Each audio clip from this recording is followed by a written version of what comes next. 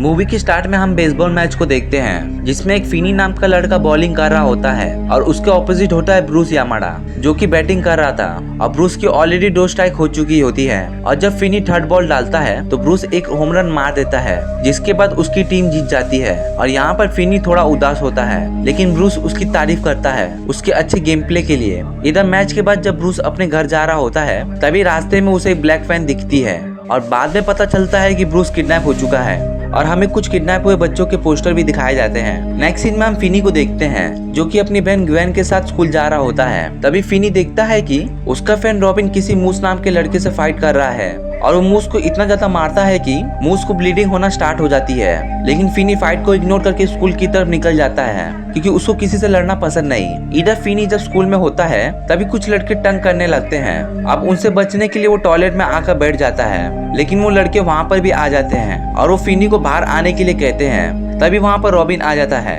और रॉबिन उन तीनों लड़कों को वार्न करता है कि अगर उन्होंने फिनी को दोबारा सताया तो वो उनको छोड़ेगा नहीं। और वो फिनी को भी समझाता है कि तुम्हें एक ना एक दिन तो उनका सामना खुद करना ही पड़ेगा। नेक्स्ट सीन में हम ग्वेन को देखते हैं जिसे मिलने के लिए 2 डिटेक्टिव ऑफिसर आए थे और वो ब्रूस यामाडा की किडनैपिंग के बारे में ग्वेन से बात करना चाहते हैं। एक्चुअली में ब्रूस की बहन एमी यामाडा ग्वेन की क्लास में ही पढ़ती है और ग्वेन को एक सपना आता है जिसमें उसने ब्रूस को किडनैप होते हुए देखा था और इस बारे में उसने एमी को भी पहले ही बता दिया था। फिर ग्वेन कहती है कि मुझे कभी कभी ऐसे सपने आते हैं जो कि हकीकत में सच हो जाते हैं। इसके बाद ग्वेन कहती है कि ये तो सिर्फ एक मामूली सपना था और इसका हकीकत से कोई भी संबंध नहीं। जब ऑफिसर और ज्यादा पूछताछ करते हैं तो ग्वेन कहती है कि मैं इन सब के बारे में और नहीं जानती।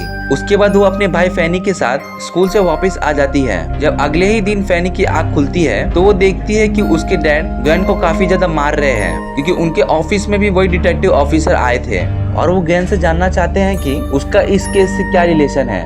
ग्वेन बताती है कि मुझे सिर्फ एक सपना आया था। फिर उसके डैड उसको कहते हैं कि तुम्हारे सपनों का कोई भी वजूद नहीं और वो रोते हुए अपने भाई के पास आकर बैठ जाती है। नेक्स्ट सीन में हम रॉबिन को देखते हैं जो कि रास्ते में जा रहा होता है। तभी उसे वही ब्लैक वैन दिखती है और बाद में हमें पता चलता है कि रॉबिन भी किडनैप हो चुका है। अपने दोस्त के किडनैप हो जाने के बाद फिनी काफी ज्यादा उदास हो जाता है। अब रॉबिन के किडनैप हो जाने के बाद वो लड़के फिर से फिनी को सताने लगते हैं। अपने भाई को बचाने के लिए ग्वेन वहाँ पर आ जाती है जिसमें वो भी काफी ज्यादा घायल हो जाती है। फिर नेक्स्ट सीन में फिनी अपने क्लास को अटेंड करता है जिसमें उसको एक नई दोस्त मिलती है जिसे बात करने के बाद उसे काफी अच्छा महसूस होता है। फिर वो दोनों स्कूल से वापस आ रहे होते हैं। तभी ग्वेन कहती है कि आज मैं अपने फ्रेंड के यहाँ पर रुकने वाली हूँ। उसके बाद फिनी अकेले घर की ओर निकल जाता है। आगे जाने के बाद उसको वही वाली ब्लैक वैन दिखती है जहाँ पर वो आदमी उसे अपने बातों में फंसा कर किडनैप कर लेता है।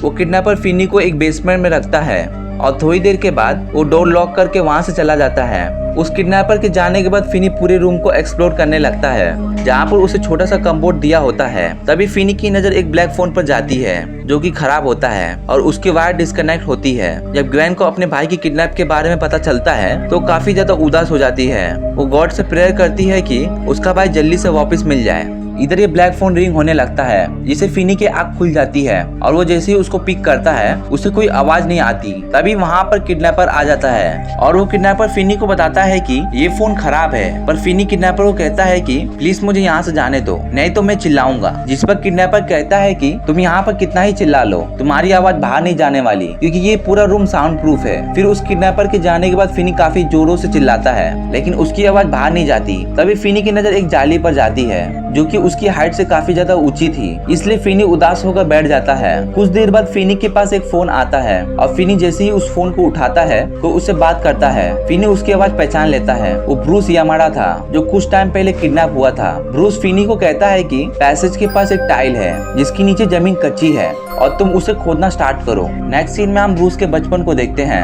कैसे वो धीरे धीरे ग्रो हुआ और उसे बेसबॉल खेलना कितना पसंद था। फिर वो एक दिन किडनैप हो गया। ये सब ग्वेन अपने सपनों में देख पा रही होती है। फिर रात में ग्वेन अपने भाई को ढूंढने के लिए निकल जाती है लेकिन फिनी को ढूंढने के लिए उसे कोई भी क्लू नहीं मिलता। इधर फिनी उस कच्चे हिस्से को खोदने लगता है और उसे जो मिट्टी निकलती है उसे फ्लश कर देता है। कुछ देर बाद जब वो खोदते हुए थक जाता है तो उसे चादर से ढक देता है ताकि किडनैपर को इसके बारे में कुछ भी पता ना चल सके। नेक्स्ट डे वो किडनैपर फिनी के लिए ब्रेकफास्ट लेकर आता है और जब वो वापस जाता है तो वो गेट को खुला ही छोड़ देता है। जब फिनी को ये बात पता चलती है तो वो काफी ज्यादा खुश हो जाता है। तभी फिनी के पास एक फोन आता है जिसमें उसको कोई बताता बताता है कि तुम ऊपर मत जाना, ये एक ट्रैप है। वो जानबूझकर गेट को ओपन छोड़कर गया था कि तुम वहाँ पर जाओ, और अगर तुम ऊपर गए तो वो तुम्हें बेल्ट से मारेगा। और ये जो फोन फिनी के पास आ रहा है, ये उन्हीं लोगों की आत्मा है जो पहले किडनैप हो चुके हैं, और ये फिनी की मदद करना चाहते हैं ताकि फिनी को वो सब ना सहना पड़े जो उन्होंने सहा है। और हर स्टेप पर ये फिनी को गाइड करते हैं ताकि फिनी यहाँ से सही सलामत बाहर निकल सके।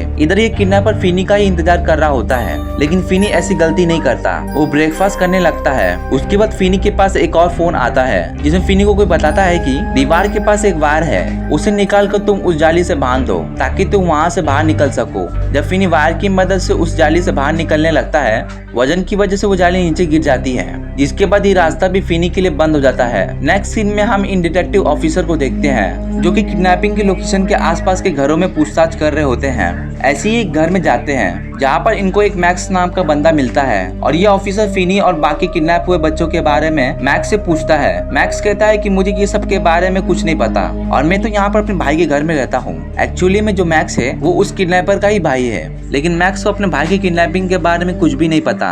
रात में फिनी के पास एक और फोन आता है जहाँ पर एक लड़की फिनी से बात करती है, और वो फिनी को बताती है कि किडनैपर तुम्हारा इंतजार करते करते सो चुका है और यही तुम्हारे लिए सही मौका है यहाँ से बाहर निकलने का। मेन डोर पे एक लॉक लगा हुआ है जिसका पासवर्ड मैंने दीवार पर लिख रखा है। उसके बाद फिनी बिना आवाज के मेन डोर पर पहुंच जाता है, और वो वहाँ पर मेन डोर को लॉक को ओपन करने लगता है, जिससे काफी तेज आवाज होती है और उस किडनैपर की आंख भी खुल जाती है, और वो किडनैपर फिनी को दोबारा पकड़ लेता है। इधर हम ग्वेन को देखते हैं जो कि जीसस से कहती है कि मुझे कोई सपना दिखाइए जिससे मैं अपने भाई की मदद कर सकूं। इधर फिनी दोबारा किडनैप होने के बाद काफी परेशान होता है। तभी फिनी के पास एक फोन आता है, और ये फोन होपर नाम के लड़के का होता है जो कि फिनी के स्कूल में था, और वो फिनी को काफी डराया करता था।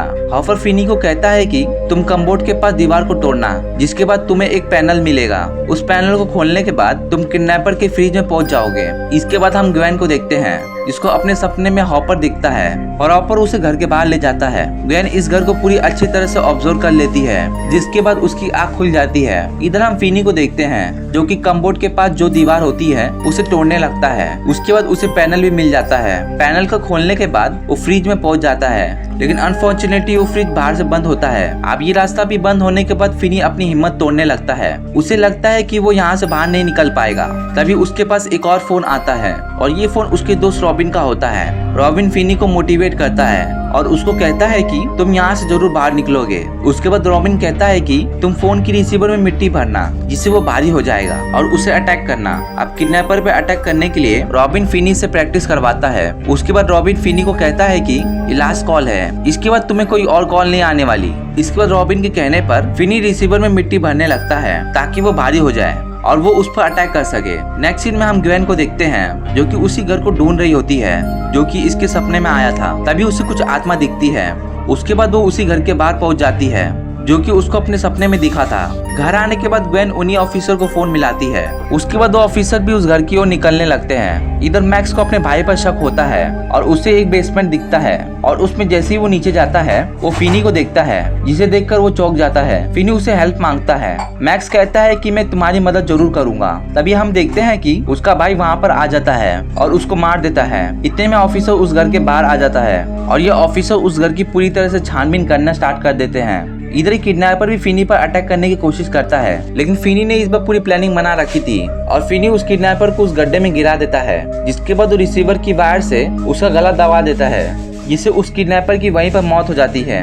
इधर इन ऑफिसर को भी एक बेसमेंट मिलता है जिसमें काफी सारे लाशें दफन होती है, और ये लाश उन्हीं बच्चों की है जो कि पहले किडनैप हो चुके हैं। इधर फिनी घर से बाहर निकल आता है। अपने भाई को देखकर ग्वेन काफी ज्यादा खुश हो जाती है, और बाद में हमें पता चलता है कि उस किडनैपर के दो घर थे। एक तो वो जिसमें वो फिनी को रखा था, और दूसरा वो जिसमें वो बच्चों को मारने के बाद दफन कर देता था। इस इंसिडेंट के बाद फिनी में काफी कॉन्फिडेंस आ गया है और वो अपनी लाइफ में काफी ज्यादा खुश है। तो आज के लिए सिर्फ इतना ही। तो आपको वीडियो कैसी लगी हमें कमेंट में जरूर बताइए। तो मैं मिलता हूँ अगली वीडियो में, तब तक के लिए बाय।